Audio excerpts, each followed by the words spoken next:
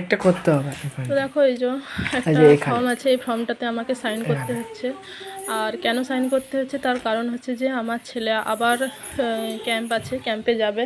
তো সেই জন্য ছেলের ইচ্ছেকে প্রাধান্য তো দিতেই হবে, কারণ আমি চাই না আমার ছেলে মনে কষ্ট পাক। আমার একটা সাইন যদি আমার ছেলের জীবনটাই পাল্টে যায় তাহলে তো খুবই ভালো কথা। কারণ হচ্ছে যে আমার ছেলে চাই সে সে চাই যে আর্মিতে জব করতে। আর আমি বাধা দিই, বারণ করি, কিন্তু ছেলের প্রচণ্ড ইচ্ছে, তাই তার ইচ্ছেটাকে আমাকে অবশ্যই প্রায়োরিটি দিতে হবে, প্রাধান্য দিতে হবে। তো যাই হোক, চলো, আমি নিজের মনটা খারাপ লাগলেও কিছু করার নেই, কারণ ছেলের ইচ্ছেটাই আমার কাছে বড় ইচ্ছে, কারণ আমি মা।